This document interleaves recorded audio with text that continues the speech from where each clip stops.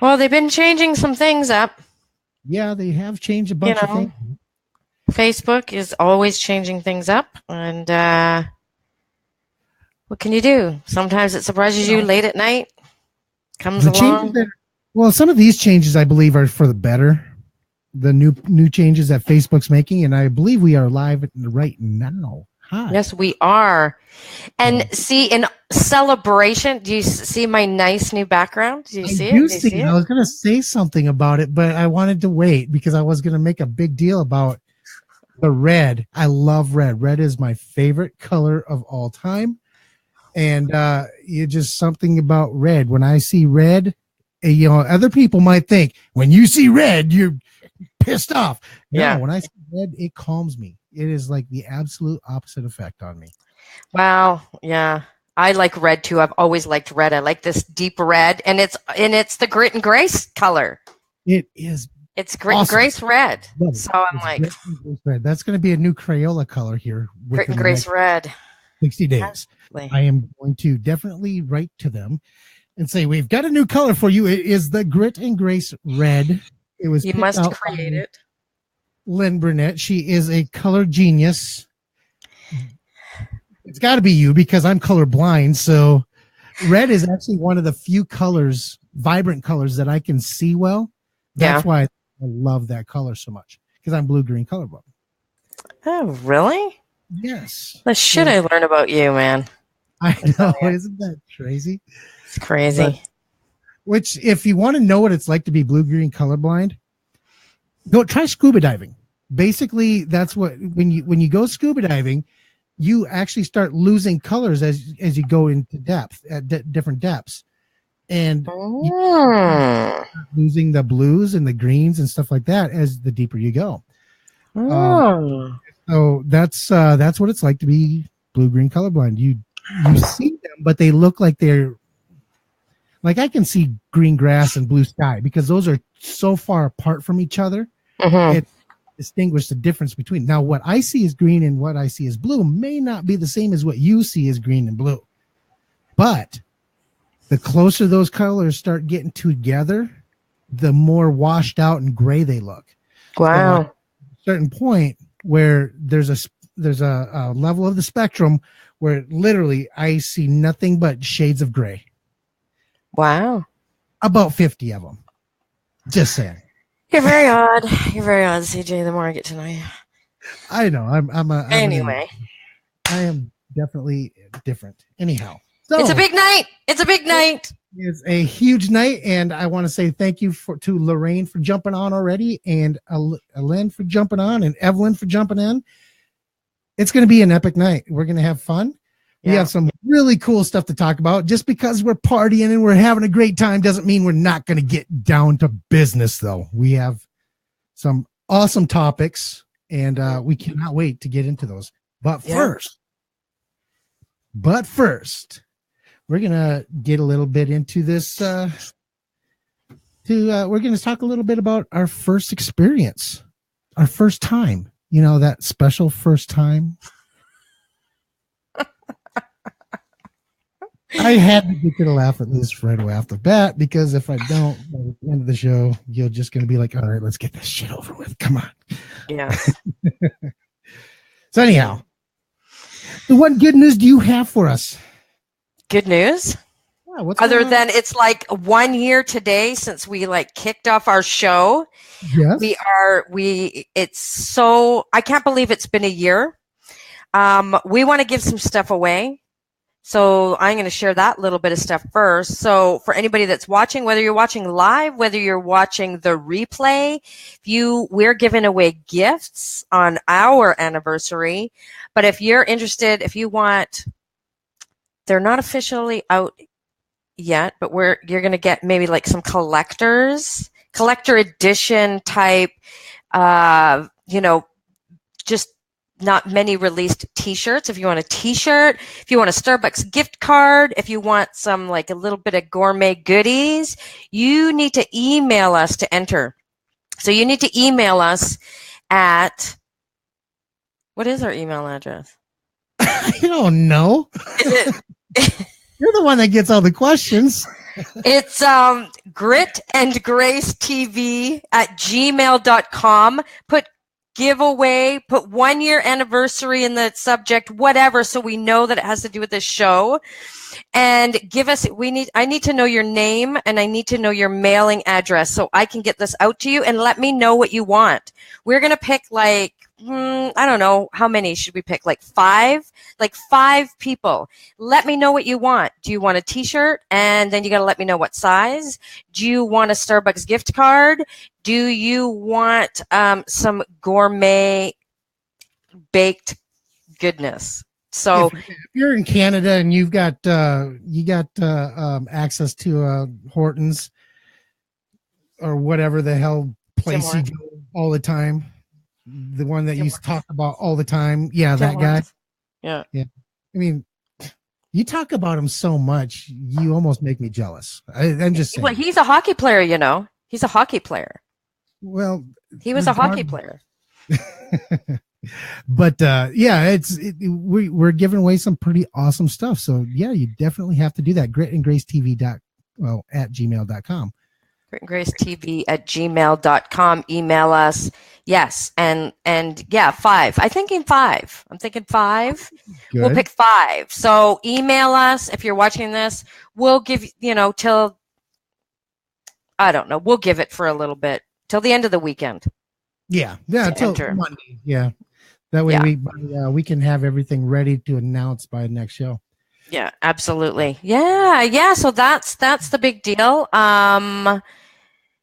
Other good news, I don't know. You know what? It's been a crazy friggin' week, and I hired a personal trainer. Did you really? I did. That is awesome. I've been doing a lot of changes. Well, Monday will be 7 weeks since I quit smoking. I hired a personal trainer. Just go, girl. Making some changes. I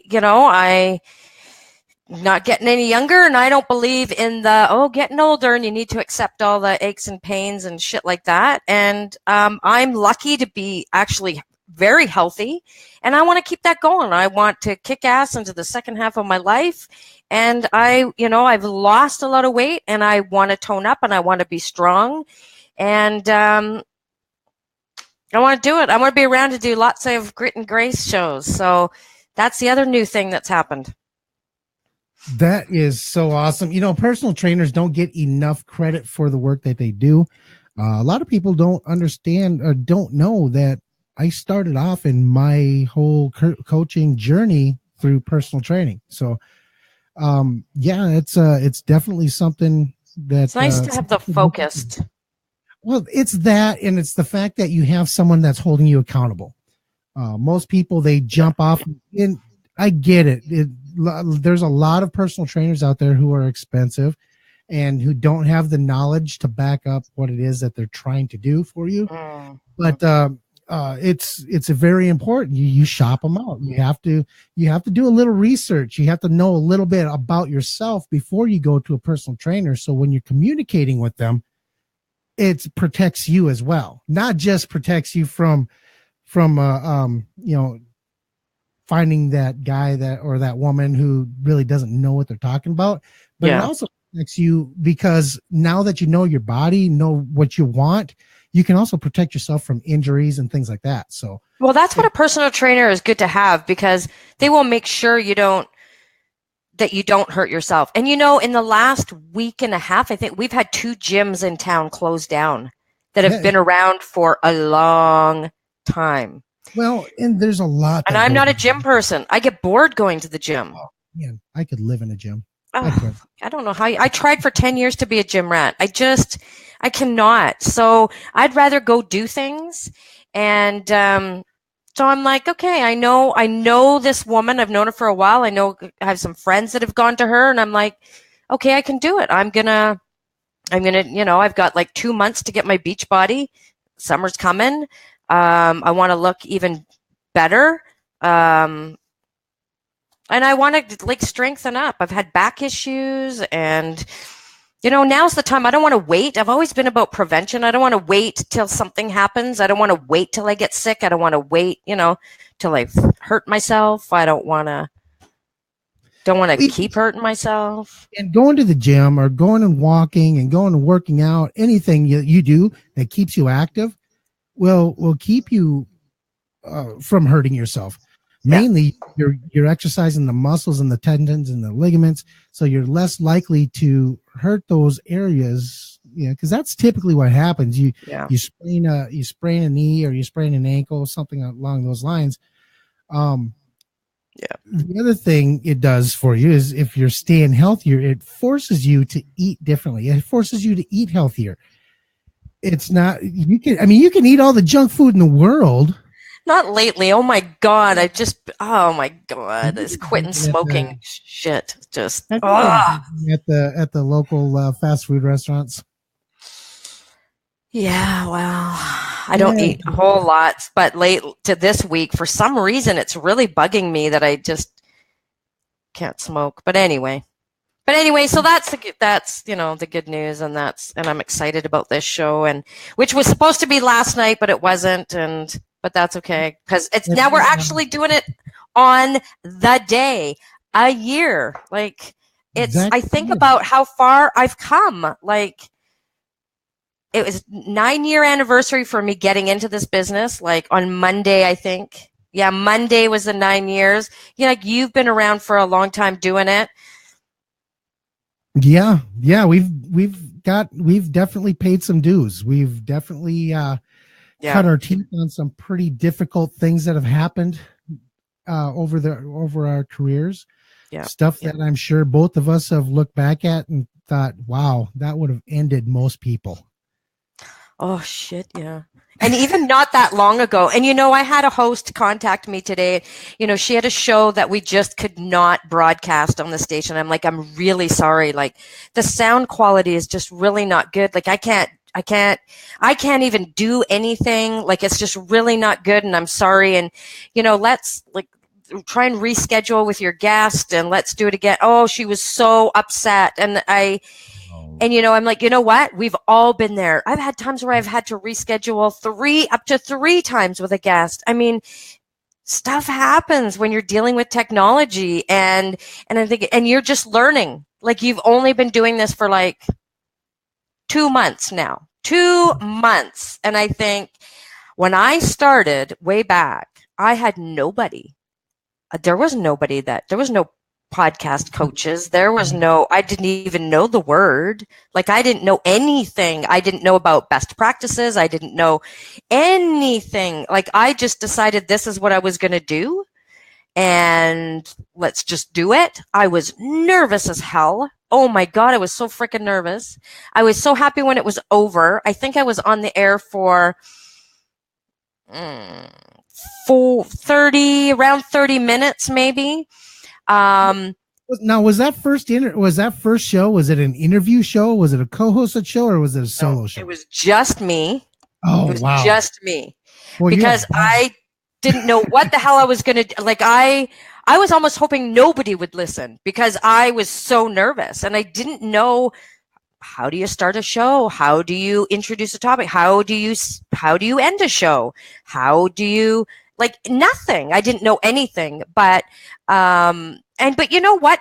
Ignorance can be bliss because I see so many people stalled now because they see what so many people do. So they're so worried and they ask a gazillion questions before they even start. And a lot of times they don't even start. Then I knew nothing. They get so intimidated by everything we do, whether it be the tech side or the performance side. There's always something that intimidates them about what it is that we're doing. Yeah. They make a great message, but they think, oh, I don't sound good on the microphone. So we all hate our voice when we get started. It just happens. It's like that. But so they get on the microphone and then they clam up or they'll have it all written down on their sheet of paper. And then they'll read it off and it sounds like they're reading it off. There's no inflection. There's just them reading their. I tried really hard to be, to keep in mind the people that you hear on the radio and the interviewers that you see. And my show is still out there. Like you could still, if I told you where to go, you could still go listen to my very first show. It was called Family Focus. It was all about kids and families, something I was extremely passionate about, where I had started my work, where I was focused. And that's my very first show. Yeah, I talked about Was it always a solo show, or did you interview people eventually? then I got to doing interviews, and oh my God, like, whoa, like, and then that whole process, and like booking guests, and how to keep organized, and how to do research, and how to interview, and how to follow up, and all of those things. Like, again, no one to teach me. Good thing somewhat I'm like very, analytical and perfectionist and OCD, that, I made sure I had a certain system and everything was done, and I busted my ass. I had a weekly 1-hour show, and I met amazing people. That's how I began to build my network. And if anybody's watching and you're thinking about starting a podcast or an online radio show, if you need to build your network, that's how you do it. You have guests. Have guests on your show. I met people all over. You'll meet the most amazing people. They will become friends. I mean, these people will bend over backwards to do something, jump in and help you out with something. It's amazing what people have done for me in this industry. Not to the point where it got to a point where I was able to give back to the industry so much that, it's like I've got this really good close friend. We met just out of the blue. I threw an idea out one time saying, hey, who wants to do a comedy podcast? And he was one of the people that said, yeah, I will do it. And the other two people, there's 4 of us. And it was the Saloon 7 podcast. It was going to be the 4 of us, kind of like we're hanging out at the bar, just kind of throwing jokes at each other, just having a good time. Yeah. And it was 3 guys and a woman. And the woman was Ramona Rice. She is an absolutely amazing woman, really? Brilliant woman, and a great podcaster. The other one was, yeah. And then Ray Rideout, and then Ed. Now see, I forgot Ed's last name because he never uses it. Anyways, all 3 of them were very good podcasters, very established podcasters, I should say. Yeah. And Ed, he went off to start teaching in a college how to use podcasting as a marketing tool in a college. So holy shit, that long ago? Really? Yeah. So that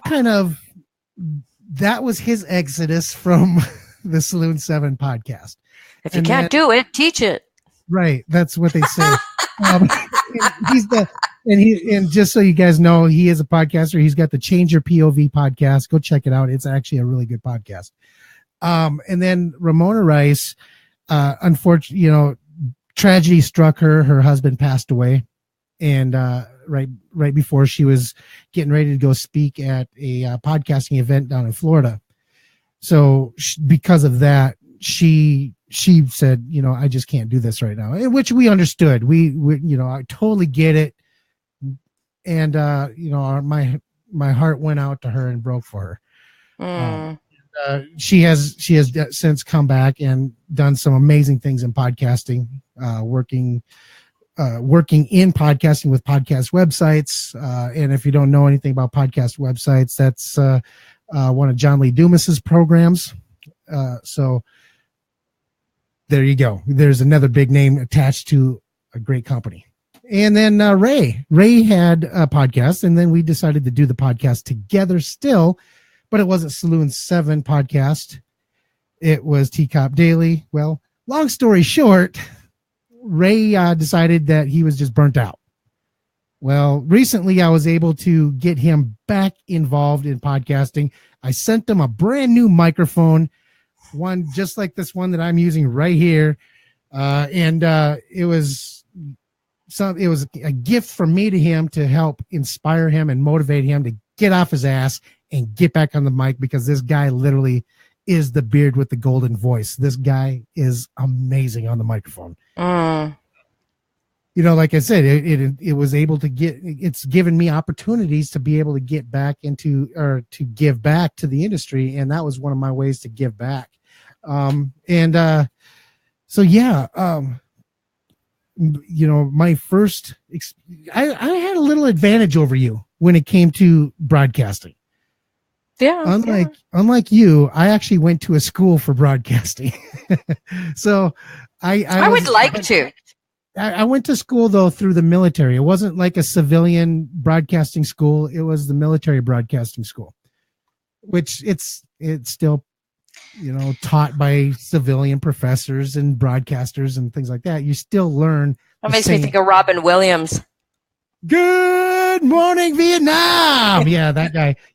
We all love that guy, and he probably put broadcasting on the map. People wanted to become Robin Williams because of that movie.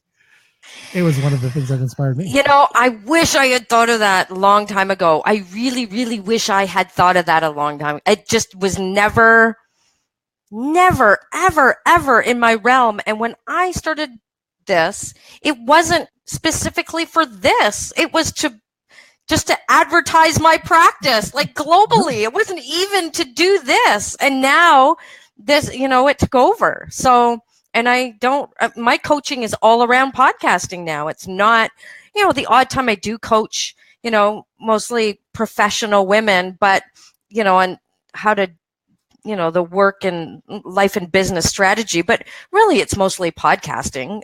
That's where my coaching has gone now. Never did I realize, but after I had my very first show and I clicked off air, I did sit there for a minute and think, wow, that was pretty fucking awesome. So, yeah, I was like, that was like such a rush. It was, I actually sat there for a minute and thought, holy shit, like that was great. I was sweating through my uniform. My first, and here's the thing.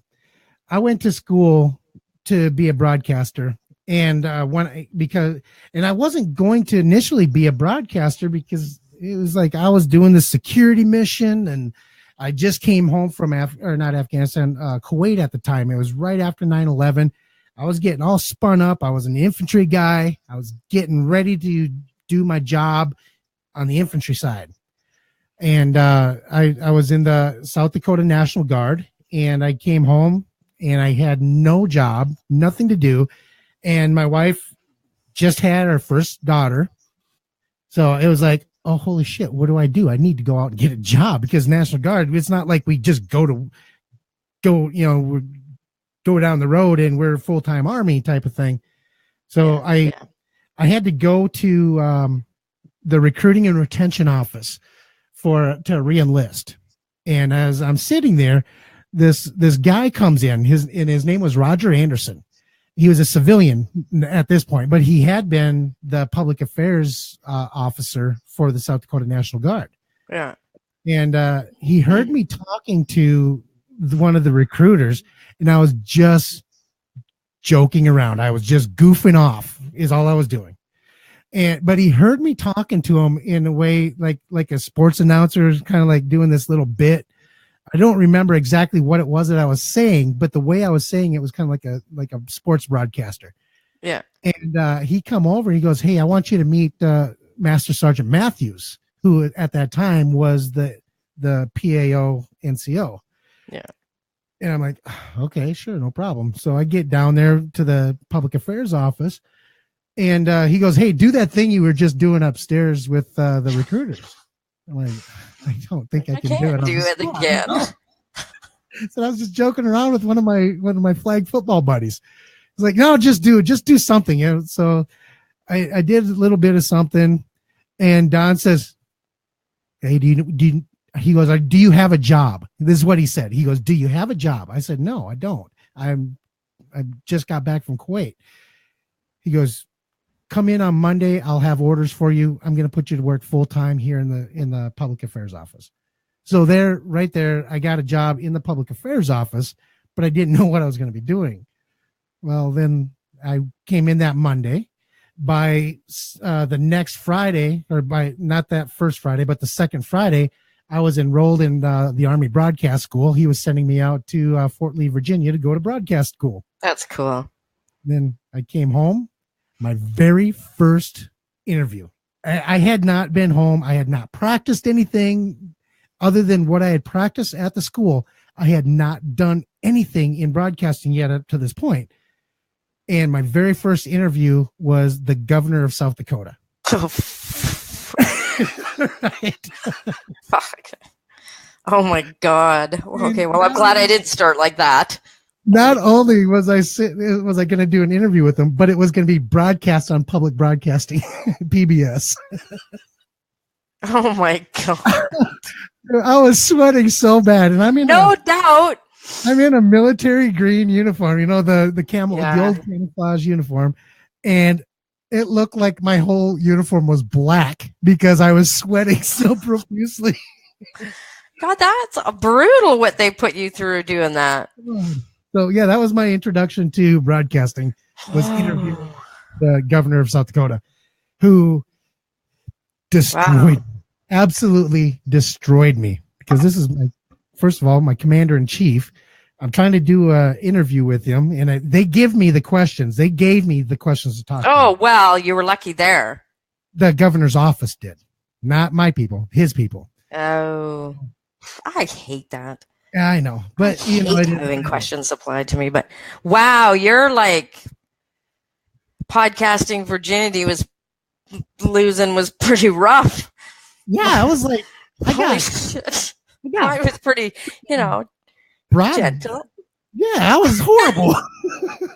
I was like, that's broadcasting's version of BDSM. You just kind of got thrown in. Holy crap, did you ever? Wow. Smile and take it, boy. Just smile and take it. Mm-hmm. It's like, but that made me think, is this really what I want to do? Because I remember sitting there after it was all said and done going, that could not have gone any fucking worse. Yeah. Need a cigarette. Oh my God. It was absolutely horrific. Wow. And that was just one of 8 interviews with him. I ended up having to go on the road with him because at that time there was a whole lot of South Dakota National Guard units were getting deployed overseas for Operation Freedom and Operation Iraqi Freedom. Yeah. So I interviewed him on TV in 8 different cities for their local stations, and all 8 times he never once gave me any shred of indication that I was doing a good job, first of all. Second, in fact, everything kind of pointed the opposite direction, like, oh shit, I'm gonna get fired before this 2 months is over. But so we get done with it, and by this time now I have interviewed him 8 times. I've interviewed the general, the adjutant general of the state, the command sergeant major of the state. I've all the commanders from all these different units, I've interviewed them. So now, by the time we got done with this 8 weeks, I've got like something like 42 or 50 interviews under my belt in like 2 months. Wow. By the absolute end of it, I was so wiped out, absolutely drained. And the governor, he comes over, he says, "Hey, I just wanted to say thank you." He goes, I put you through hell. He goes, "You did an amazing job. Keep with this. You've got to do this." And with him saying that, it was like, okay, I just found what I want to do for the rest of my life. But up to that point, I was praying for those 8 weeks to be over so I could get the fuck out of Dodge. And so think about that, right? Like when we started, think about that. And I think about, some of the newer people that get into broadcasting now and live streaming and podcasting, and something happens and it's like, are you kidding me? Like, just get back on that horse. Like, come on. Do you know what we had to go through in our day? It's one of those go uphill in the snow kind of like, it's like, but it definitely is you love it or you don't. It's in your blood or it's not. And you will continue going through that. I remember times where it's like, 1 minute to air and my guest doesn't show up. And what are you going to do? Because you're going live. Because I've done, live radio. So, you don't have that luxury of, pre-recording podcasting that if your guest doesn't show, it's like, oh, well, I guess I got free time now. It's like 30 seconds and your guest doesn't show and you're still trying to get your guest on while you're doing your intro when you've gone live and you're trying to look really fucking cool and not sweat. And these are the things you learn, and it builds that muscle. So, but I'm grateful for it. I'm absolutely grateful for it. In live streaming, what brought me to live streaming per se is the pressure. I was really tired of the pre-recorded stuff. It's like, well, you're going to cut that out, aren't you? Yeah. What are you talking about? Yeah. Like, what do you mean? Cut that part out. You can just cut out any mistakes, right? I used to get that question probably more than anything is, hey, if I say something that I don't like, can you just cut that out? Oh, I hate that. I hate that. And I would always tell them, no, I don't cut. I don't edit my shows because I always wanted to stay radio true, because that was my beginning. That was my upbringing in this industry, was television and radio. You don't get that opportunity to cut and paste. Well, and come on, it's life. We don't sit and have a conversation with somebody and then get to edit it after. Right. Yeah. It's only time you do that is when you're like on Facebook. Everybody's done it. You type out like a long diatribe and then all of a sudden it's like, okay, that's going to piss them off. I'm going to delete something else in. It's like, no, that doesn't exactly say what I want to say, so I'm going to delete that. Yeah. That's the only time you ever get to edit. Yeah, exactly. Yeah, I don't do that either. I mean, I guess if there's some big faux pas or something, I'm going to, something went all glitchy, weird. Yeah, I'll delete that out. But I'm not going to, if you say something stupid, that's on you. I'm not... and some people want such a polished podcast and they'll just edit out every and ah. Well, but that's how you talk. So why are you going to edit all that out? And if people don't like it, then maybe you shouldn't be doing it. Like, what's funny is the more you do this, the less ahs and ums that there are in your show. You just develop something else that you say all the time. Right. Like that. Like, right. Or awesome, or whatever, or whatever it is I say that you say I say all the time and I don't remember what it is, but there's something you develop. You don't do it anymore though. That's what's funny.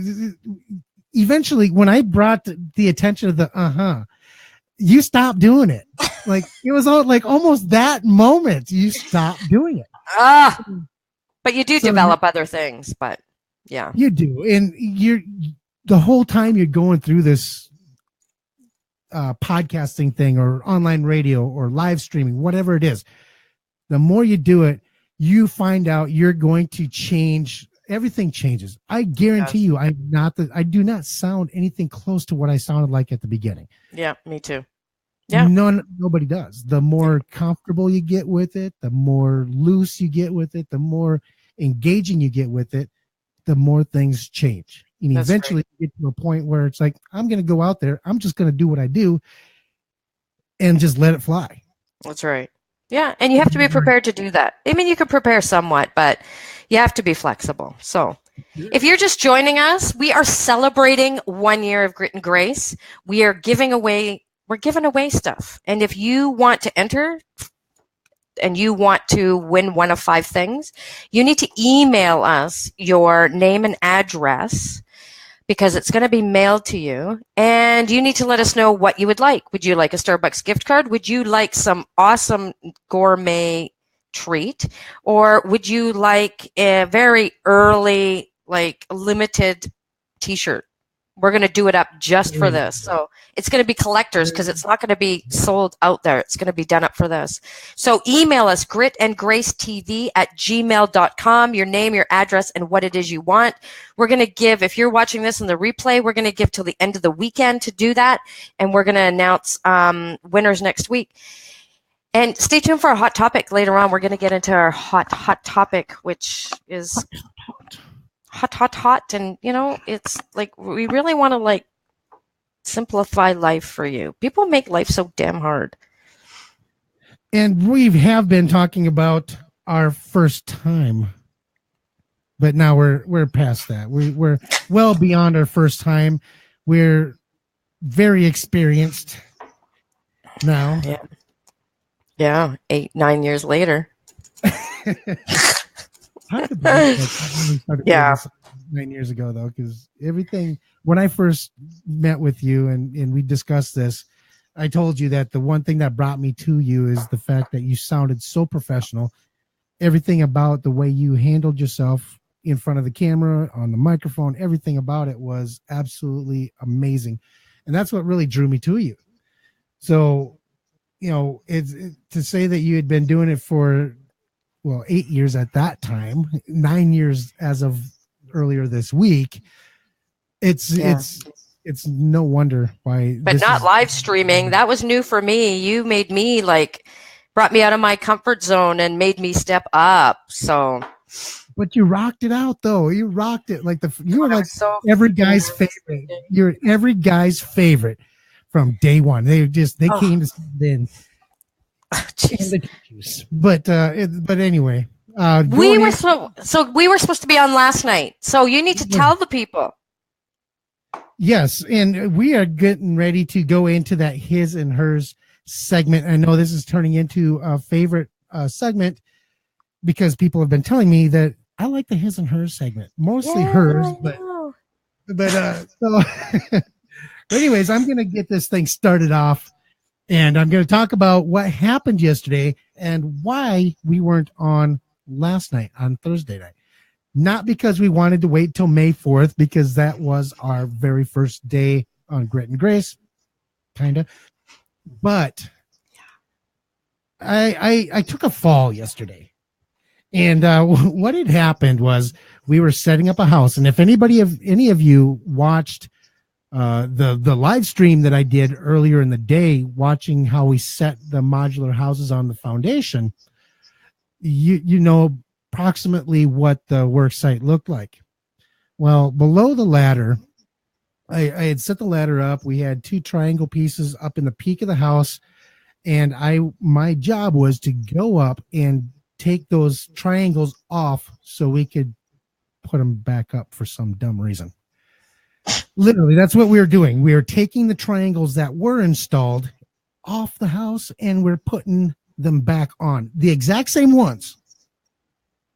So as I was as I was climbing up the ladder, I had unscrewed all the screws except for one screw.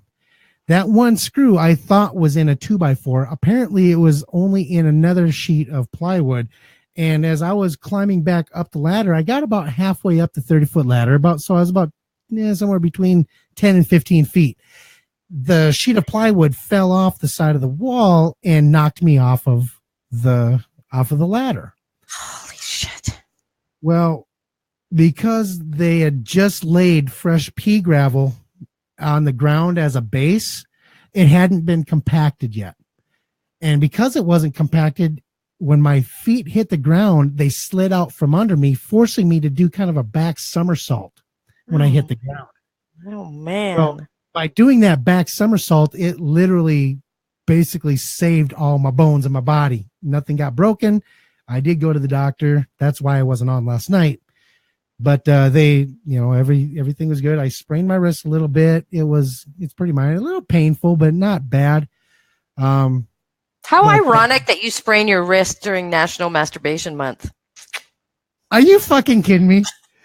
That's real. Seriously? It's kind of ironic, don't you think? That is ironic. And I wasn't even spraining it. Thank God I'm a lefty. Oh my God, that's bad. I had to say it. That's horrible. That is so terrible. How dare you make light of my life-threatening experience? No, but no, I fell backwards and I did a back somersault. I did get a little bit of a stinger. I hit my tailbone pretty hard. So where my tailbone used to be. So I did get a stinger and it felt some numbness down the back of my legs. And you just had sciatic problems and that, Well, that's kind of what prompted them to say, hey, maybe you should go to the doctor. But you know what we found out, because I have injuries to my lower back and my ass and my tailbone from the military and my experience overseas, they were unable to determine if there are any new. Uh, there was no. Thanks, Lynn. God, you guys are assholes. They were determined to determine whether or not there are any new injuries. So they have to wait until they get my records from the VA to be able to compare them to see if there's anything else damaged. That's how messed up my ass is.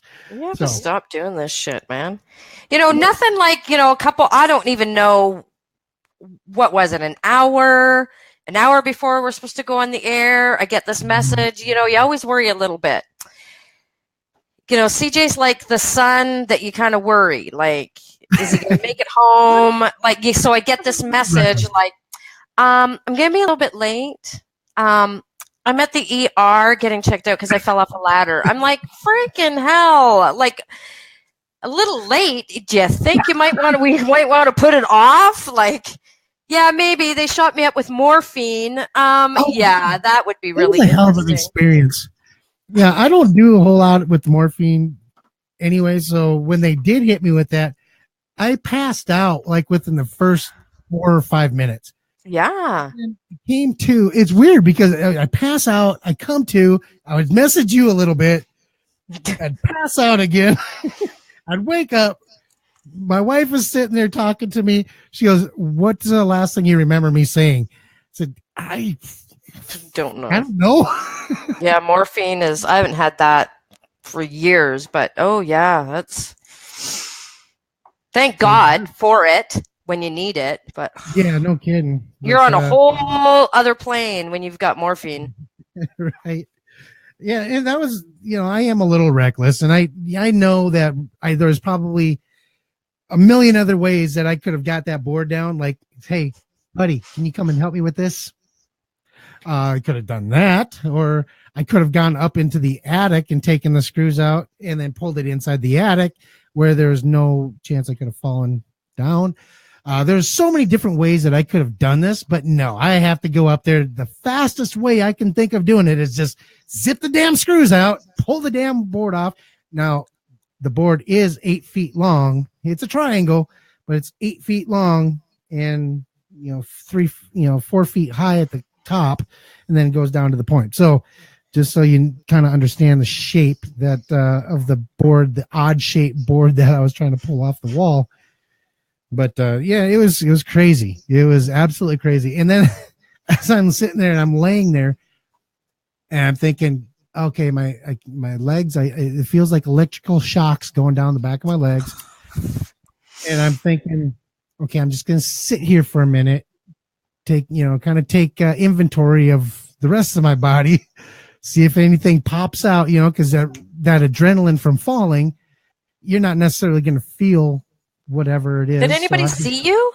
No, yeah. Okay. So there was a contractor, the general contractor that's going to be installing the garage and the pad for the driveway. Yeah. He's driving up this hill because this house sits up on top of a hill kind of, and there's a driveway that comes up that's about a quarter mile long. So as he's winding up the driveway, he's about halfway up the driveway when he sees me fall off the ladder. So he drives up the rest of the way. And by the time he got up to the rest of the way up the driveway, I was just starting to stand up. So he goes, are you okay? I said, yeah, I'm fine. The other two guys I was working with, one of them was in the attic. The other one was on the other side of the house, putting up the triangle pieces on the other side of the house that I was taking off on this side of the house. Oh so yeah, I was crazy. But I do things like that. Yes, you do. Yes, I know. The shit that happens. It's amazing. I have so much fun. I know, but just because you're not afraid of dying doesn't mean that like it's shit, man. Okay. I'm more afraid of getting broken bones than I am of dying. I will admit that. Because that shit. at least if I die, I don't have to worry about the pain for too long. Exactly. My God. So the lesson that we've learned Don't do a Ripka. Get help. I think that's for all men who think they're just going to do shit like that, and then they get hurt. Yeah. So just guys, don't pull a Ripka. You're not Superman. No, I think that's what a lot of guys, they think they're bulletproof. They think they're, Well, this is the mindset. This is how this works. Okay. Okay. Please explain. It's like I'm a strong dude. I'm healthy. I'm in shape ish. If round is a good shape to be in. But I'm in shape. So I'm thinking, that board is only like 10 pounds, 15 pounds, something like that. It doesn't weigh much. We don't account for wind. We don't account for odd shapes. We just think this thing weighs 15 to 20 pounds. I can lift 15 to 20 pounds. I'm going to pull that damn thing off the wall. Yeah. That's all that's going through our mind. And then we think, once we get up there, we're 30 feet up in the air. We're thinking, maybe I should grab something else. Maybe I should move the ladder over a little bit. Maybe my leverage ain't quite right. So you go down the ladder, you slide the ladder over about 4 feet or 3 feet, whatever it is. As you're going back up the ladder, that's when the thing falls down and cracks you right in the noggin. And how did you figure you were going to get it down? Like you were going to pull it off and then what? Just throw it to the ground, carry it as you go down the ladder. What do you think? I don't know.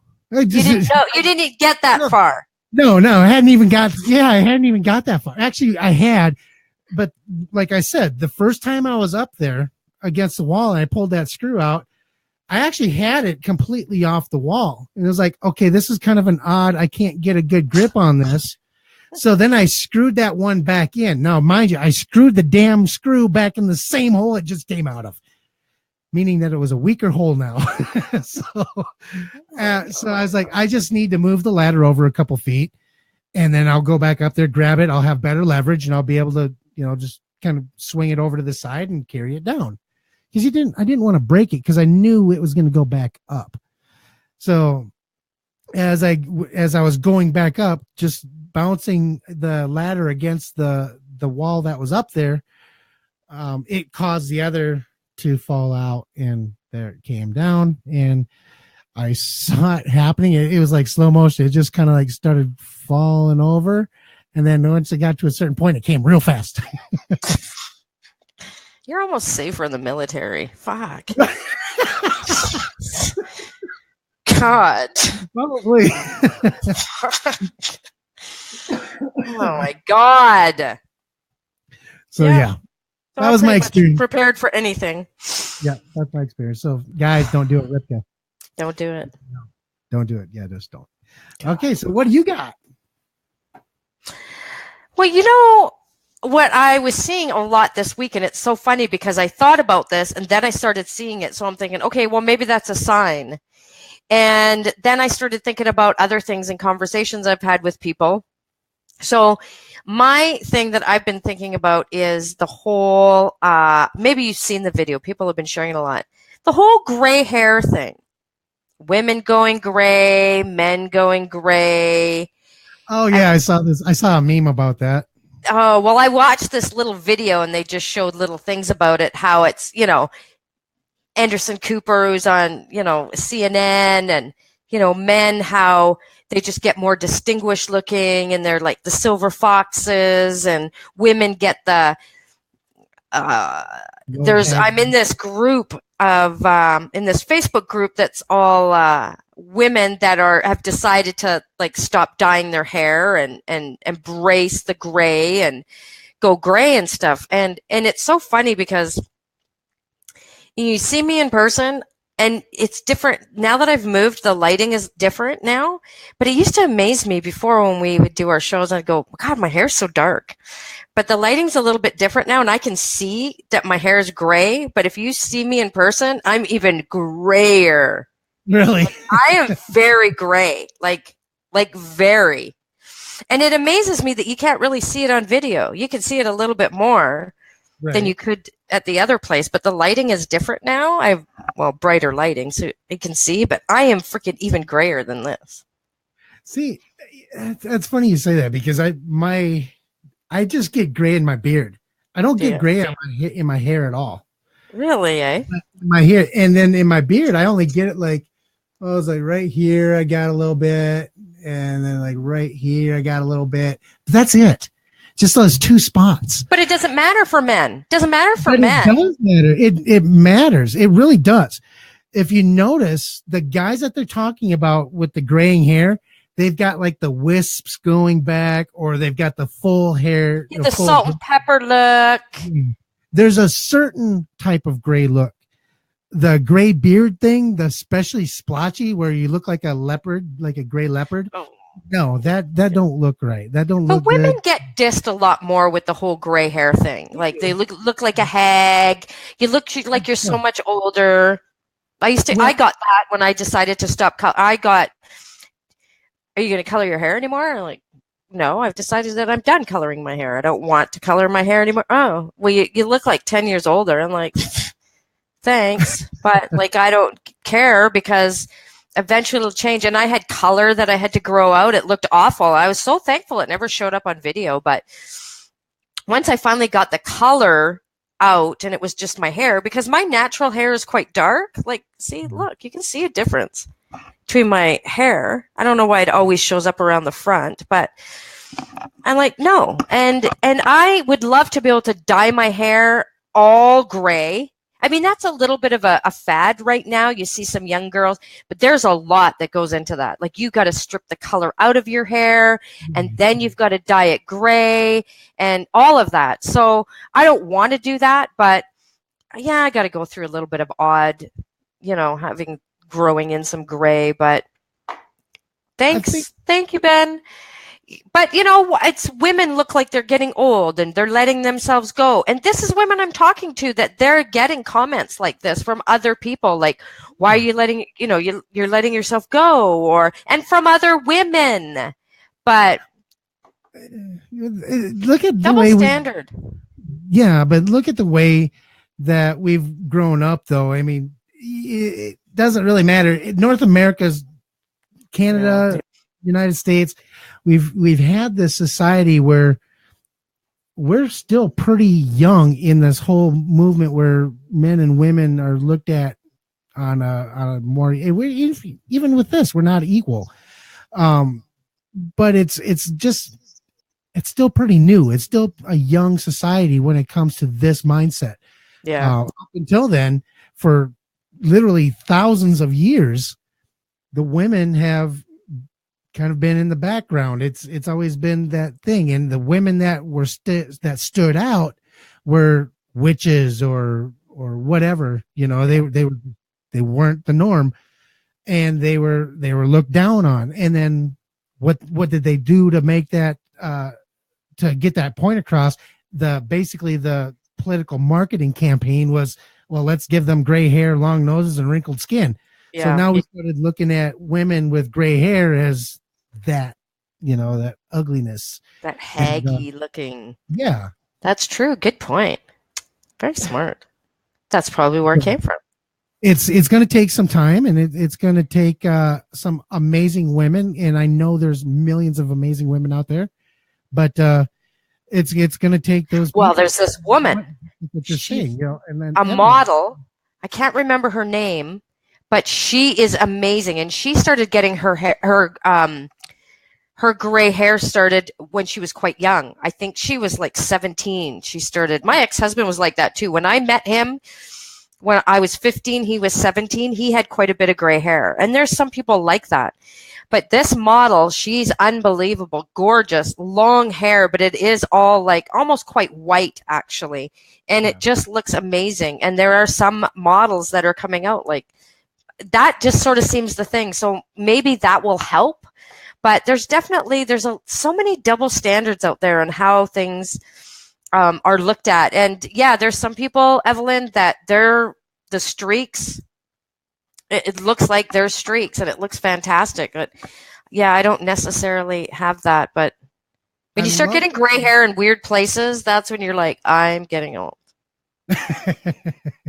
When the look I really like is there's it's not gray, it's not silver, they're calling it platinum, where it's almost looking like it's white almost with a little tint of color in it or something. Yeah. It's a great look, and I think it's the people that are when people started coloring their hair, rainbow bright colors. That to me was more odd than saying a woman with gray hair is a beautiful woman. Seeing an older gal with blue hair, that to me is disturbing. That to me is, disturbing. Yeah, I mean, every now and then I'll go to say a grocery store, and there'll be a really nice lady, and she'll be in her 60s, or even and she'll have like purple or pink hair. It's like, I like the purple. It's done nice. There's some that I like. Certain ways that coloring can be done. Now, the ones I'm talking about look like they used a Kool-Aid packet to color. Oh yeah, some of them aren't very good jobs. A Kool-Aid packet. Oh my, that's the thing. That is the thing. People are doing that shit. But but gray hair. I think there is a big movement though in television, mainly in television, not so much in the movies yet. But you're seeing people like more female professors. You're seeing them with gray hair. You're not overly done up with colored hair anymore the way you used to. Yeah. You're seeing, I can't remember if it was CSI or one of those law shows or one of those types of shows. One of the women characters had graying hair, and she was looked at like she was the top dog. She was, so I think that perception is going away. Well, it needs people to change it. It needs people brave enough, to change that. And now I'm starting to see some models now that are out there that are rocking the white and the gray. And I think it's women to be comfortable too, because I know there's some women that they don't want to give up that coloring their hair, right? There's something to be said for it. I mean, it took a little bit of getting used to. I'm lucky in a way that my hair is curly, so it kind of hides in the curls. Yeah. It's hard because my hair is dark, so it shows up. If I had blonde hair, that would be, a little bit better, but it is what it is. I guess I've never really attributed hair to beauty, though. It's just never been my thing. My mom always said, your hair is your crowning glory. Always. Really? See? Oh, yeah. She would always have a comment about your hair.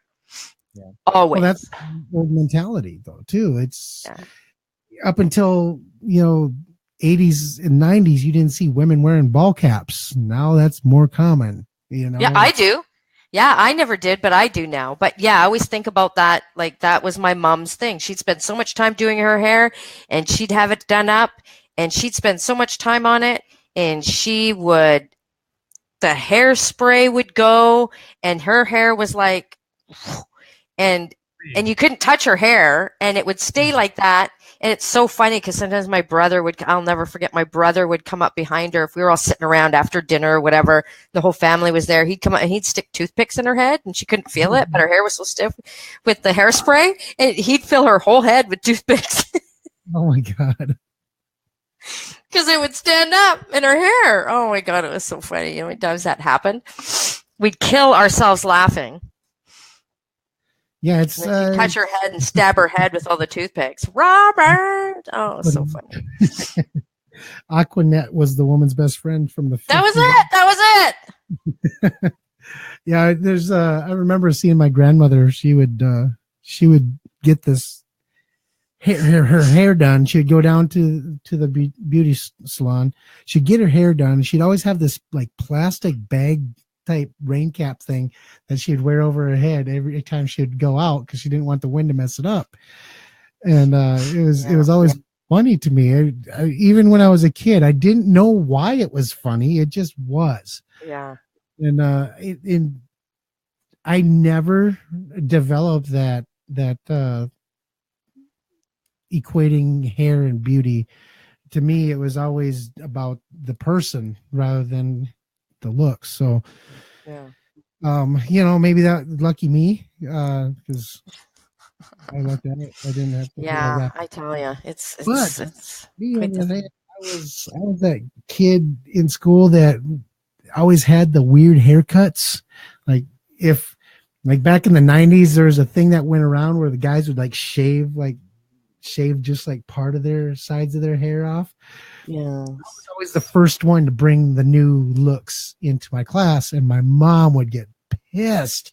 She would drive her absolute batshit crazy. Like I would do like this like flop over thing with half my head shaved, and she would just flip out. But that was always me, though. That was always my Holy personality. shit! You got to share some pictures from way back, man. Okay, so my mom was a photographer, so she would pose me in ways to hide what I did to my head. Oh my god! Really? It was absolutely hilarious the shit my mom would do. Oh my god! You must share these things. You I should must. see if you got any of those old pictures because that is hilarious. Yeah. So, that was I did it one time right before school pictures. God, she about blew a fucking gasket. I thought she was gonna freaking rip my head off. What'd you do? Right?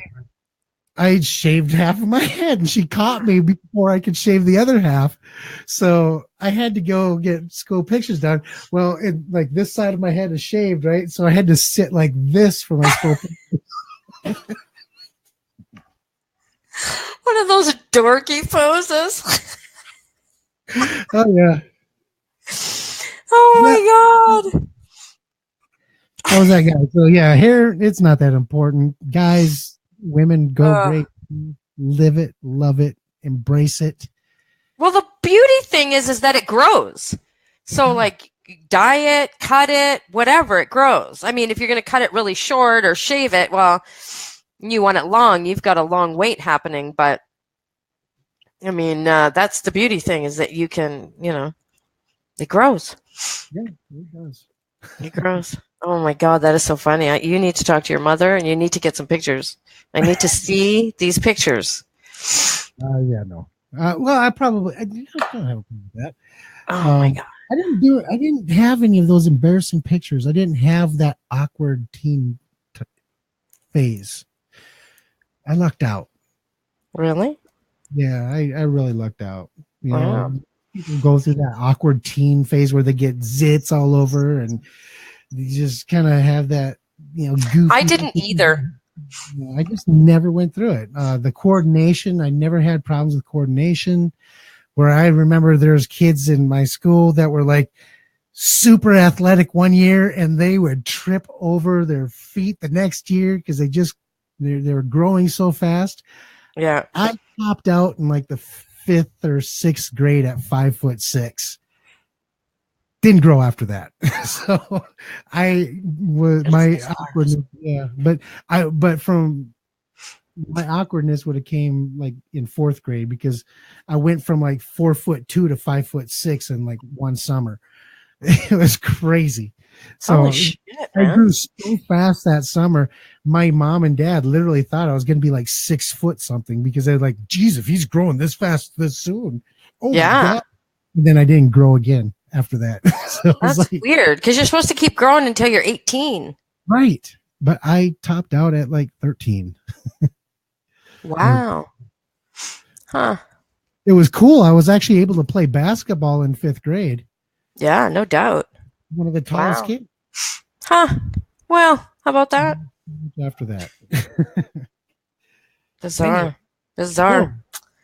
So, if you're just joining us, there might be some people that just joining us. We are celebrating, so we're giving away. So if you want to be one of 5 people that's going to get something, because we're giving away gifts.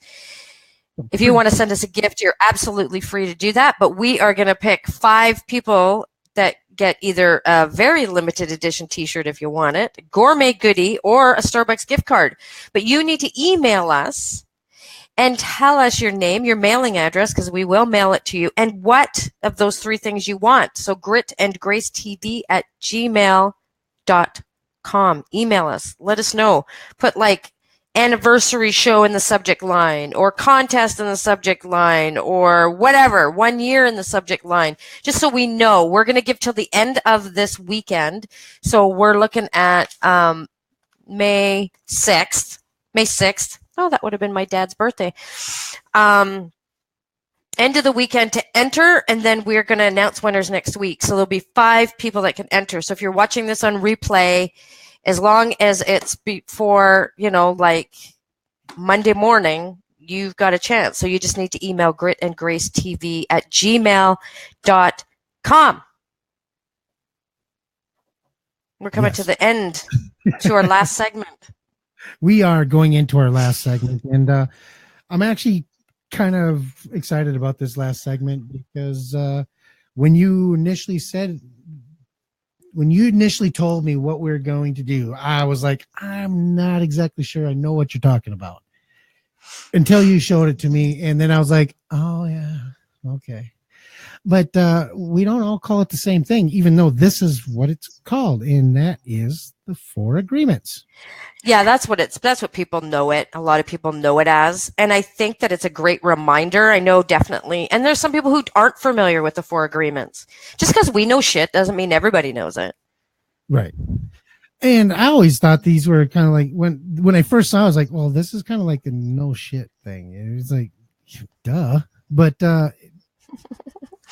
you know what? People get so wrapped up. People make things complicated. We make things more complicated than they need to be. And so I thought, this is something that's basic that we can go over, that we can share some stuff about it. And I'm sure some of you watching, you guys have such valuable input. If you're familiar with the 4 agreements, if you've read the book, maybe we'll put it for download on our website, because we do put resources all the time. I know there's a 5th agreement that he has put out now, but let's talk about the 4 agreements, because it is so basic. Life doesn't have to be that difficult. We make it difficult, and people can say, well, things happen and all that stuff. Yeah, things are going to happen all the time. That is life. And we make a lot of little things so freaking complicated. Oh, my phone is like, running low. So we want to talk about the 4 agreements, but we didn't want to tell people ahead of time, because a lot of people go, 4 agreements, I know what that is. But you know what? I think even for me, looking through it again, reminded again of it. Like, just, you're reminded again. We can all use reminders. The thing I like about these types of things, these types of shows is, or topics, I should say, is the fact that we have different perspectives. Mm-hmm. From the beginning of this journey, and this over the course of this last year, when we first started discussing what we wanted Grit and Grace to be about, and what was going to come out of it, it was that man and woman perspective. It was kind of our take on how we understand things. We both come with a little bit of background in the coaching world, where a lot of these things come out, whether you call them the 4 agreements or not, they come out in that coaching at some point in some form or fashion. So that's really what I like about doing these types of topics, is we have such a different perspective. And just like the rest of you will have this different perspective. And if you'd love to share those perspectives with us, please do that in the chat, because it wouldn't take much to go ahead and add that into a document to be able to share on the resources. And of course, you'll get credit for that, for adding your 2 cents along with those resources. Mm-hmm. So, shall we get into the first one? Let's get into it. Do it. So the first one is be impeccable with your word. Impeccable. Yeah. Well, and this is what, I think they can all be tough, But, he says that it's the most important one, which I think it is. Most important one can also be the most difficult one. And impeccable with your word, it really also has to do with how you speak to yourself, not just to other people. And so, when we're impeccable with our word, we don't use it against ourselves, guilting ourselves, shaming ourselves. We don't blame, criticize, gossip. This is what we see so much of. And that's really what it means. And it's also about honoring your commitment to people. How, are you honoring what you say that you're going to do? Do you do what you say you're going to do? Or when you say you're going to do something, do you follow through with it? And also, do you say yes to everything? Are you a yes person? So it encompasses so much. It's not just the simple, are you saying nice things? It's much more than that. It's things about yourself, but it's also things about the other people, about the world. See, and the way I used to pick this out was when your thoughts and your words and your actions are aligned. Yes. That's being impeccable. That is with everything that you're doing. So I thought this was the easiest one for me. This was really what I based personal development, or my personal development practice around, was this number one: be impeccable with your word. Like I said, when your thoughts, your words, and your actions are aligned, that's the epitome of being impeccable. So, yes. Like I said, for me, that was easy. However, it's not easy for people to recognize it, practice it, and be this. I used to work with a lot of people, a lot of men who had trouble with this. They would tell their spouses exactly what they wanted their spouses to hear, because they didn't want to have an argument. They might have done something as small as, hey, I took $40 out of the bank. I probably only should have taken 20 because now we're going to be short $10 or whatever it is. But they want to tell their wives that, so they would say something that they wanted to hear so they wouldn't get into that argument. And I would have to explain to them that this is a very minor example, but it can be something that it can turn huge, because you start building that up. You start doing those things, like those little white lies, so you don't argue, or you keep your spouse happy, or whatever it is. It becomes a habit. And when it becomes a habit, you start getting further away from this be impeccable. Yes. So I used to work with my clients on that exclusively. See, and that your thoughts, your words, and your actions lining up, that was something that we really learned a lot when in the training that I did with Tony Robbins coach training. That was something that was talked about a lot, was all those things lining up. Because how many times do we say something in a topic in talking to people, and but we're not thinking that, we're not feeling, even just something as simple as, maybe you're feeling down, maybe you're feeling a little bit depressed, but when you talk to somebody, you're like, oh, good, I'm doing well.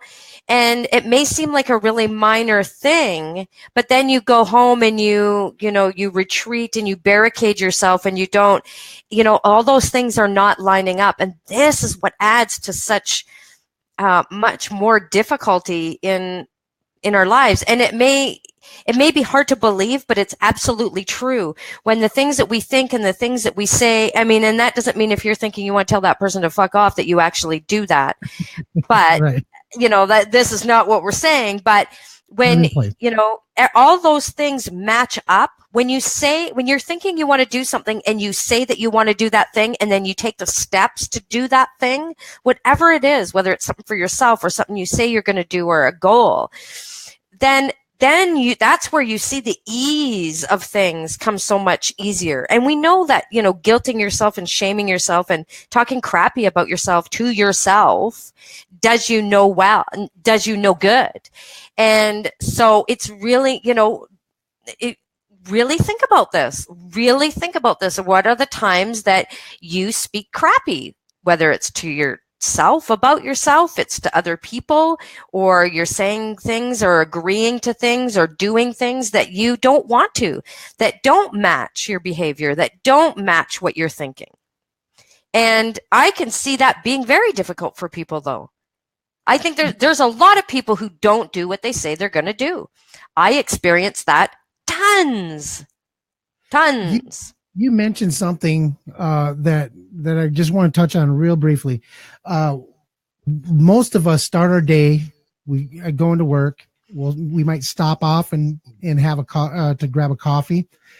And typically the person, you stop at the same place every day because it's on your way to work and it's just easy and convenient and it's routine. Yeah. And they get to know you. And one of the things they ask you is, how are you today? Yeah. Most people say, oh, good. I'm okay. Yeah. I'm okay. I challenge you guys. I want to challenge you guys to do this, but I started doing something just to try it out. And it changed the way I started my morning. Literally changed the way my morning started off. Yeah. When they would say, hey, how are you today? Instead of saying, no, I'm okay, I'd say, well, I'm not terrible. Just changing the words. It's virtually the same thing, but changing the words up. It threw them off so much, the person that I was talking to, because that coming out of their mouth is a routine. You know, how are you today? You saying I'm okay is a routine. Yeah. So then you break that routine. You have to break that routine up somehow. You say I'm not terrible. It stops them in their track. They'll giggle, smile, they'll laugh. You change their day. You change your day. You start off with a smile instead of a routine interaction. So yeah, we become robotic. Try that out sometime. Yeah. Just try it out. When next time someone says, how are you doing? Say, well, I'm not terrible. Just try it. That's all I'm saying. Really horny. I'm really horny today. Okay, so time and place, kind of like the. If you've got the guts to say that, I dare you. I want to hear the story about that too. Oh, no shit. I'm afraid that in today's society, somebody will get offended. I'm really pissed off or something. Yeah, try it. Try it. We want to hear your story on it. Absolutely. Yeah. Yeah. Okay, so number 2. Wow. I'm really horny today. Number 2, don't make it personal. Speaking of getting offended.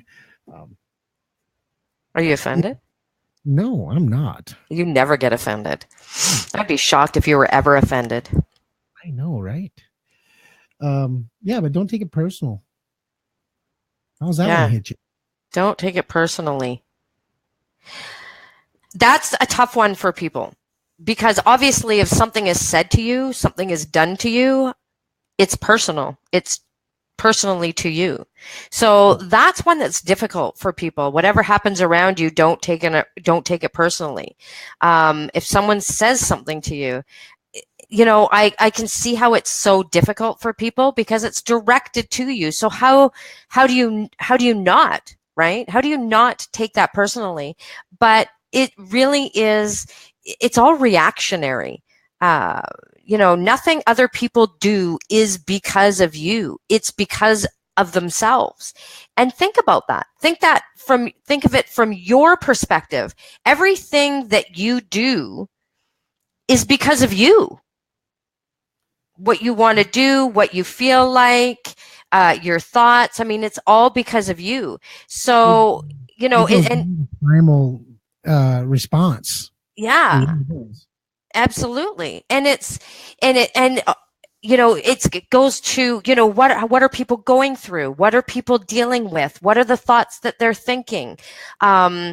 You know, what's their state? Are they in a really pumped up state? Are they feeling really good? Is it like nothing can go wrong kind of day? We all know that feeling. It's like everything we touch turns to gold. Or we have those days where, yeah, my life sucks.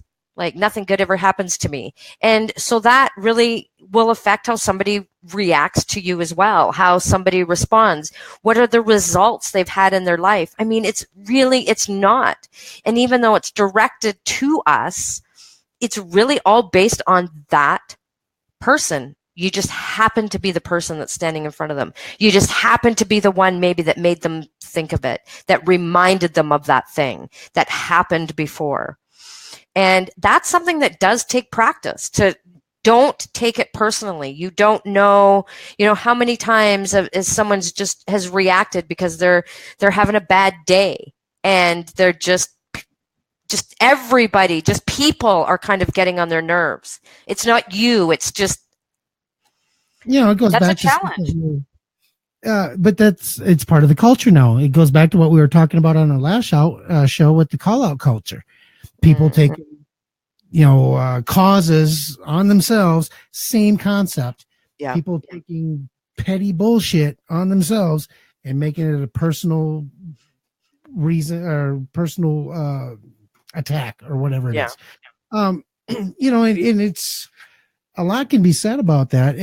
You see a lot of people over stressing about some of the most silly things. And chances are it's because they're doing exactly this. They're taking whatever happened or whatever project is on the board or whatever it is. They're taking it very personal. They're putting themselves in a position where the direct success of that project is their own success, or the failure of a project is their own failure. Even though there are going to be hundreds of variables that are going to determine the success or failure of any given thing, they're going to take that as a meaning of their self-worth and their value. And that's really kind of where it all boils into the same pot, is that personal value, that personal self-worth. When people start believing that their worth and their value is directly attached to a person, place, thing, or idea, you're going to have problems. Yeah. It reminds me of that, having expectations of something, having expectations of someone's behavior, because you would behave a certain way. You do something, you expect the other person to behave a certain way. It's those expectations. We have expectations attached to things, and people don't behave that same way to us. Then we definitely take it personally because we wouldn't do that, or we wouldn't say that. And it's really all reactionary. Think about the things that you do. It's all reactionary, the things you say, and a lot of times it can be reactionary, for some more than others. But, it makes me think of, did you ever watch Frasier? The show Frasier? Of course, everybody watched Frasier. Well, not everybody, but it reminded me of that one episode. There was this one guy who was a newspaper stand. He had a newspaper stand, magazine stand, and he didn't like Frasier, and Frasier found out that he didn't like him, and it tormented him. He needed to know why. He showed up at the stand all the time. And do you remember that episode?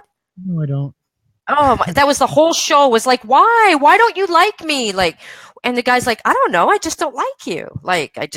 But what is it? Am I saying something? He was just so, there was the epitome of taking something personally. You have to have a reason. He's like, no, I just.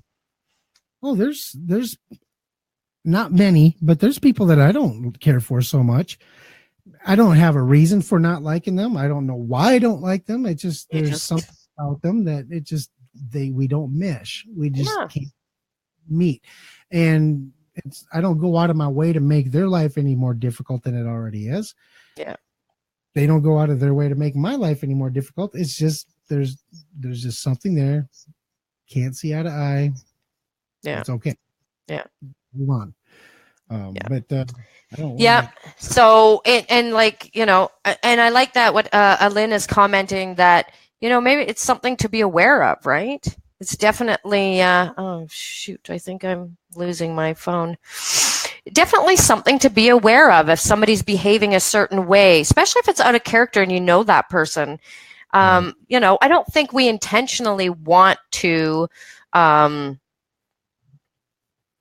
be brutal to people or mean to people or anything like that. So if someone's being that way, but I mean, I can see that it's hard to not take things personally, especially if things are being said to us. But I think we have to stop being lazy. Like, you have to stop being lazy. Like, take the time to think about it. Take the time to do a little bit of work, and not, and to be a little bit not reactionary on that, or take such offense, and do you want to stress over that stuff? It's all learning. It's all learning about the other person. It's all learning about yourself. These are all they're learning things. Why are you reacting? Why do you feel the way you do? Why is it bothering you so much? Don't take it personally. Remember, the way you behave, it's all personal. So they're not thinking about you. Don't take it personally. No, they're thinking about themselves. I mean, that's right.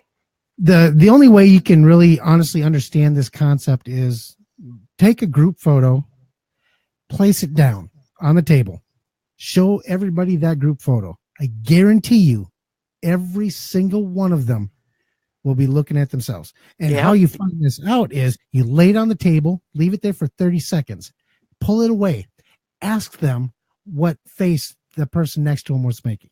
Yeah. They won't be able to do it. They will not be able to do it whatsoever, because the first thing they do is they lock in on themselves. They look at themselves, and they want to know how they look in that picture. They really don't care about the people around them. They don't. Yeah.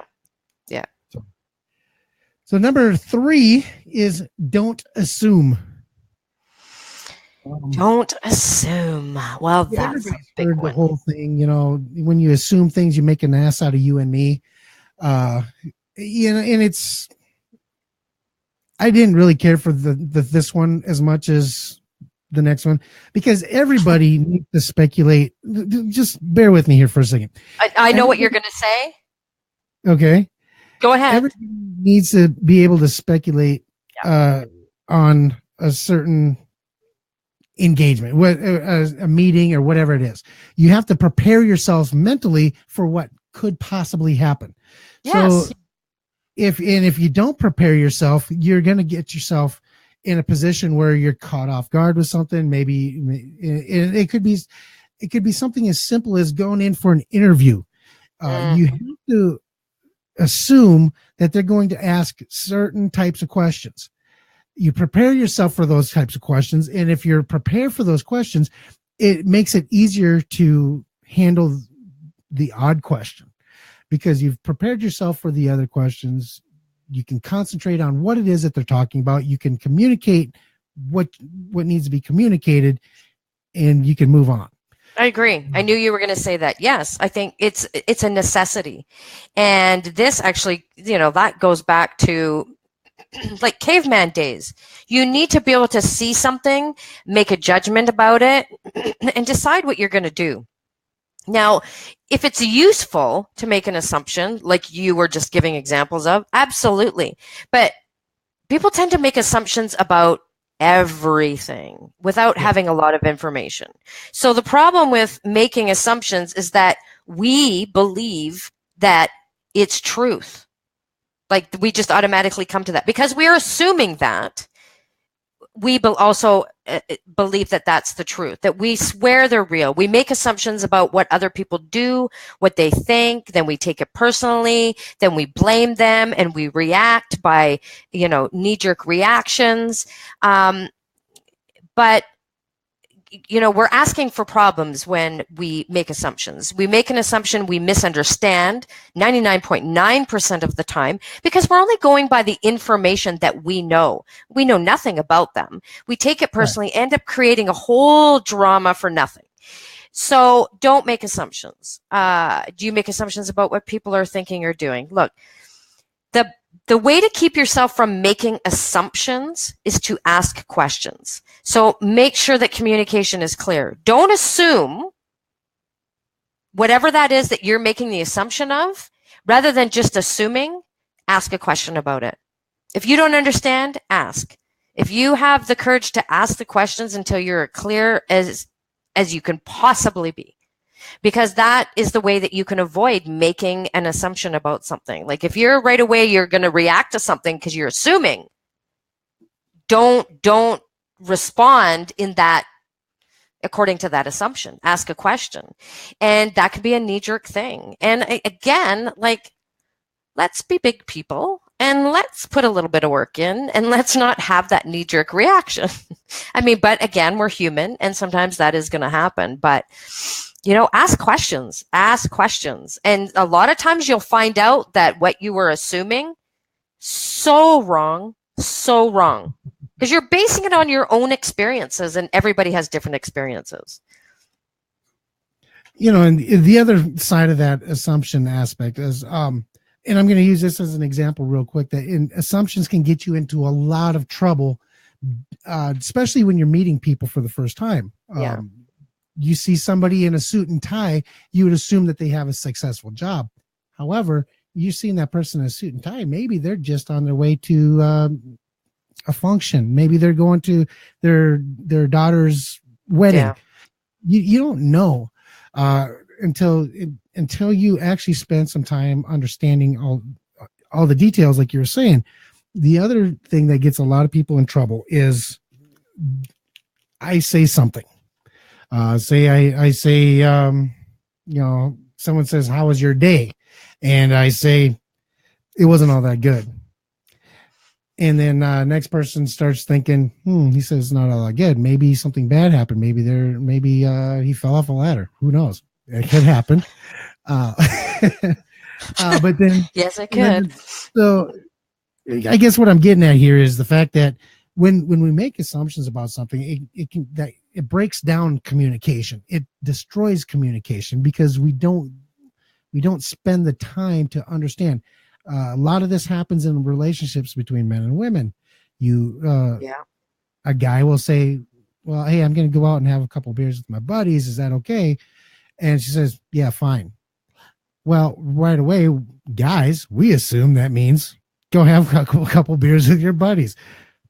No, I think you've all learned now. I think you all know. Well, now we have, because it's really been around on the internet long enough. But the internet has taught men more than just the free porn sites. But you know what I'm saying? I mean, it goes both ways, though. Even with women, you know, guy says, she comes in and says, "Hey," whatever it is. I mean, she can say something to a guy, and a guy says he's not interested in something. Right away, she starts assuming that he's just not saying everything. He's not telling the whole thing or whatever it is.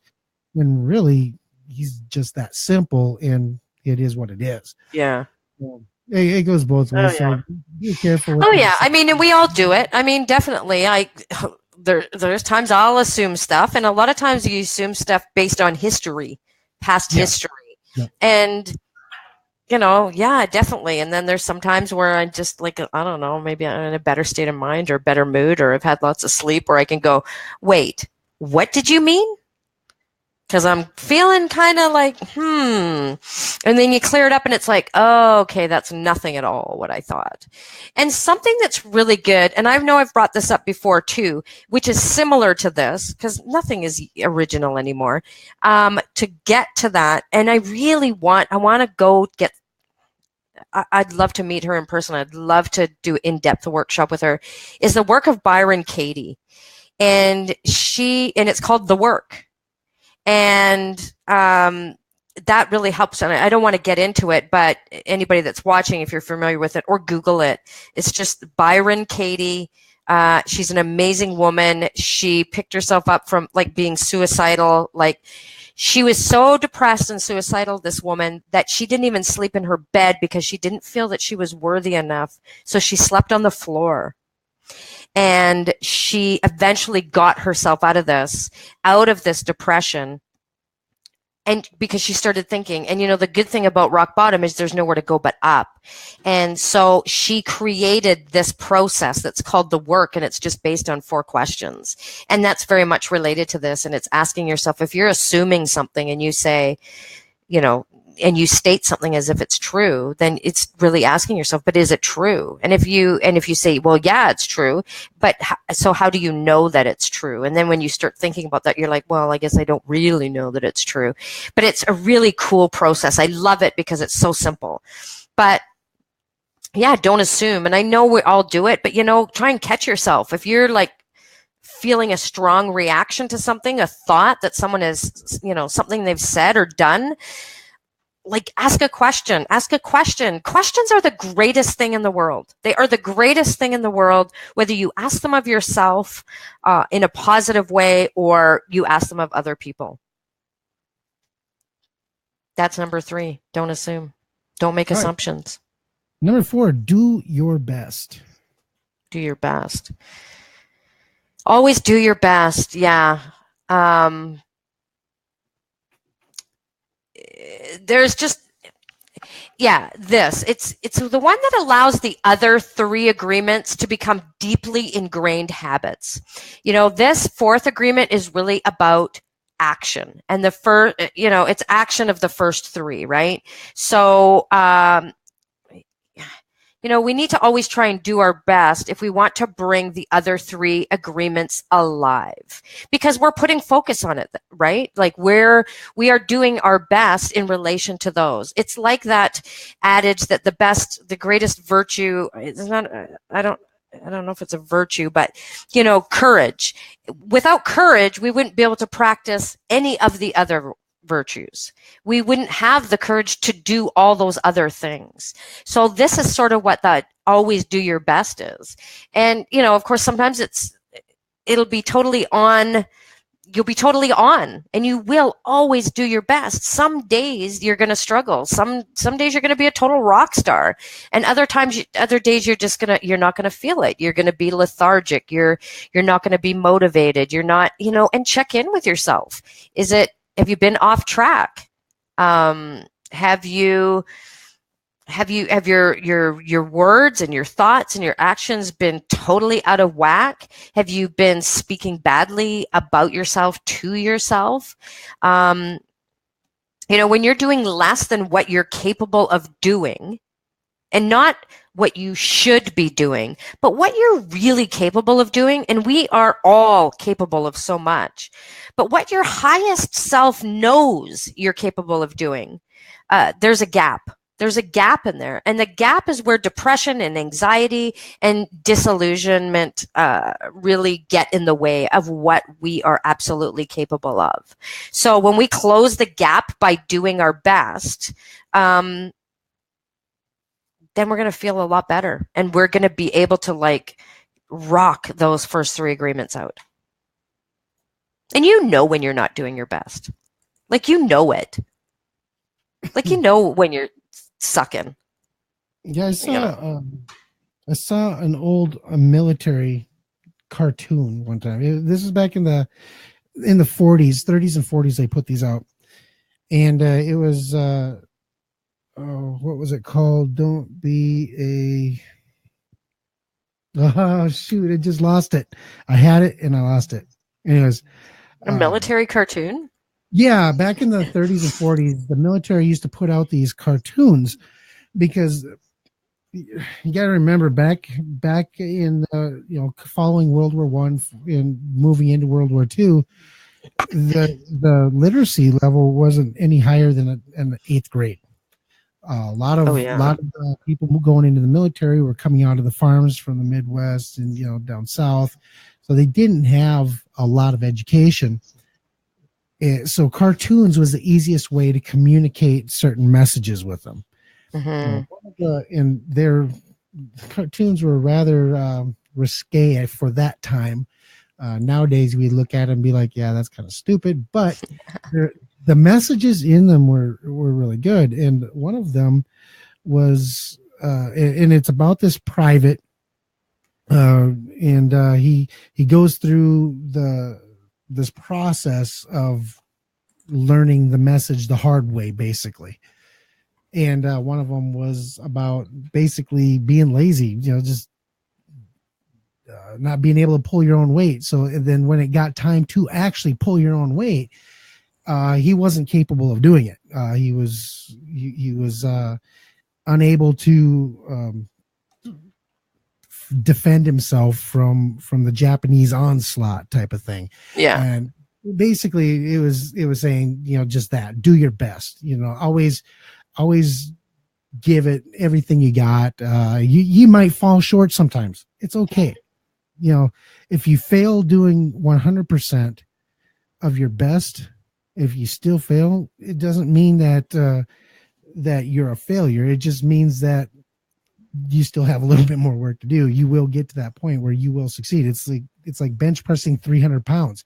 First time you do it, you might only get 200 pounds. Next time you do it, you might get 205.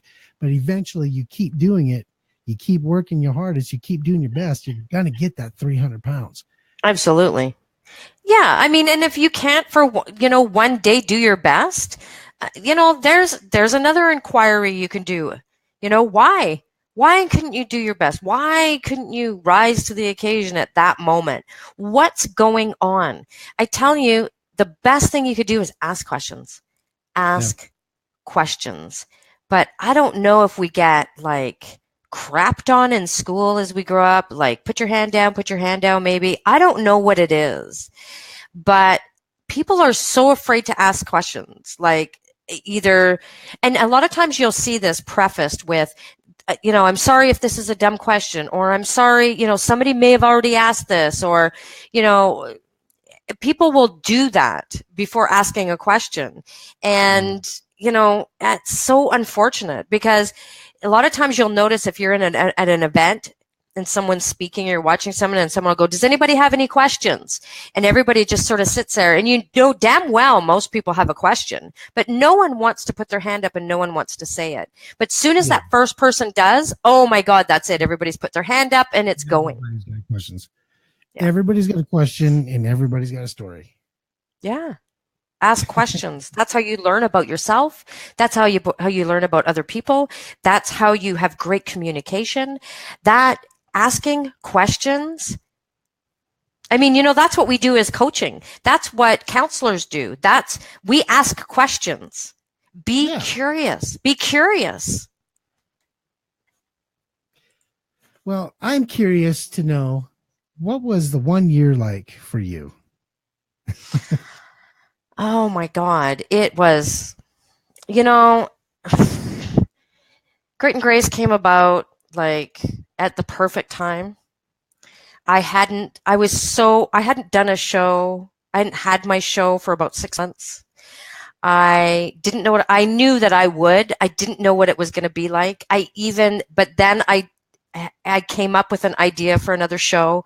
I even had, somebody create a great intro. Oh my God. And I was so sad I couldn't use it because it was fantastic. I had that George who did your intro, Ron Reel, George Spike Reel, did my intro. I was going to do it. I was going to fucking do it. I was going to do it. I didn't know exactly how. I didn't know if I wanted to podcast independently. I didn't know if I wanted to. I had contacted Bobby to talk to him about Mile High Radio. What was the deal? What was the deal being on the station, and how did that work? And you know what? And then, you came along, and I mean, well, we were already connected and friends, but you came along with that. Hey, what do you think? And let's talk about it. And it was just sort of yeah, that's exactly what I'd been thinking of. And it can sound stupid and cheesy, but Grit and Grace somewhat saved me, really, because not having a show was killer. It was killer for me. And I'd come off a really difficult time, a really difficult year. And it just helped me sort of feel normal again, having a show and connecting again and doing what I love to do. So I came off a brutal year, and it just helped me. And I have never laughed so hard. I have gotten to know you so much better. I have gotten connected with other people. So even though, both you and I both didn't want to do a show where we had guests anymore, we've done that. We didn't, and we had done it for so long, and we have built our network. So now it was really just to grow. It was to grow and share. Yeah, grow and share. But I've met amazing people, but I've never laughed so freaking hard in my life. And I've gotten and you and I have become better friends, and I've learned so much just because of the topics that we've done. It's been a hell of a ride. It's been a great year. I can say that this year has been amazing, and I have seen so many changes over the course of this year. Changes that you've made, changes that I've made. I can honestly say I'm a better person today than I was the day one when we started. Oh, fuck, me too. Oh, yeah. There's so many things that I've learned to appreciate more. There's so many things that I have just, and I'm not talking better person doing what we're doing. I'm talking about better person in general. And as a human being. Yeah. I have learned a lot. There are topics that I didn't have a whole lot of experience with, and by doing the research and diving into them, I was able to learn a lot. Yeah. And I wouldn't have had that unless we hadn't started this. So this last year has been one of the most amazing years that I've ever had. And I've learned that I can really be stupid at times and try to name myself. I don't know. But then I also learned that I am human. And that was the biggest thing is, we all have our faults, and we all do great things for other people, and we do great things for the people we love. Mm-hmm. But we are all human, and it doesn't matter if you're in Canada or if you're in the US or you're Brazil or Germany or wherever you are. We all share the same basic needs, the same basic core principles. And it's been such an amazing year, and I'm looking forward to so many more great years. Oh yeah. It's just been amazing. I mean, it's just I have learned a lot about myself, and it really grounded me again and got me back on track, and it got me really you really helped me. You were kind of like a little bit my coach, like of me going, oh, look how things are moving and how things are progressing and all of that. But it allowed me to learn about this, because this was new to me. Like, this was new. I mean, I had only ever done podcasting and online radio. This was new to me. And I was watching you do it, and this was a new thing. And so it was just that next level of getting me out of my learning something new, which I always love, and getting me out of my comfort zone. And then it led me to Mile High Radio. So when it was just an inquiry as to like, so what's Mile High Radio about? And, as I was figuring out what I was going to do, led me to Mile High Radio, led me to becoming part of Mile High Radio and Bobby. And like, it's just, and then the people I've met through that. And it just, oh my God, my life has just changed so much in the last year. It's just unbelievable. So. All right. Thank you, everybody, for being part of that year. It's because of you that we have been able to grow and share and just absolutely fall in love with the process of bringing this show to you. Oh, yeah. Yeah, thank you, everybody. Oh, my God, we've had people from the very beginning. Thank you to you. Thank you to you for being around from the very beginning, for sharing, for bringing new people on board, everybody that's brought new people on board. Yeah, like, holy shit, this experience has been different than any of the other shows I've ever had. Absolutely. So thank you, everybody, and thank you for asking me to be your cohort. Couldn't have picked a better person. I could not have found my broadcasting soulmate. That's just that's exactly who you are. Yeah. You bring out the best in me, and so thank you. We laugh so freaking hard. Why don't we tell everybody one last time how they can get some cool stuff? Get some cool shit. Yeah, we're celebrating. We're giving away stuff to 5 lucky people. We're going to give you till the end of the weekend to enter. To do that, you need to email us gritandgracetv@gmail.com. We're mailing it out. So we need your name, your address, and which lovely gift would you like. some gourmet goodness? Would you like a Starbucks gift card? Or would you like a very limited collector's Grit and Grace t-shirt that we're going to create just for this?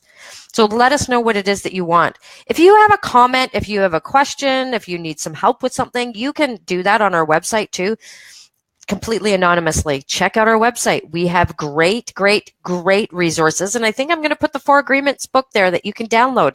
It's a small book.